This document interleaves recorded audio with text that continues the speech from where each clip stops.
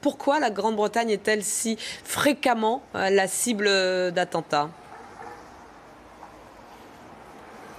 Alors la Grande-Bretagne a toujours été pour Daesh une des cibles désirables en Europe. Il y a une cible principale qui est la France, et puis directement au-dessus, ou peut-être même au même niveau, ex aequo, on va trouver la Grande-Bretagne. La France, on sait pourquoi, un pays laïque, très engagé dans la lutte contre le djihadisme. L'Angleterre n'est pas laïque, mais elle est très engagée dans la lutte contre le djihadisme. Elle était en Afghanistan après le 11 septembre 2001, elle y est restée longtemps.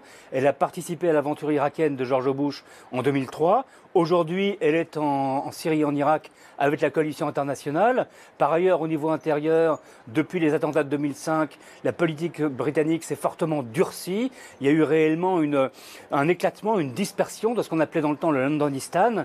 Et les djihadistes se sentent beaucoup moins chez eux aujourd'hui à Londres qu'ils ne l'étaient il y a une vingtaine d'années. Tout ça, je crois, ce sont les explications qui font de Londres une cible naturelle, si je puis dire, pour le djihad. Maintenant, pourquoi est-ce que Londres n'a pas été touché avant? On sait par les confessions de certains détenus, entre autres de Harry Sarfo, qui est détenu en Allemagne, qui avait été renvoyé en Allemagne pour commettre des attentats.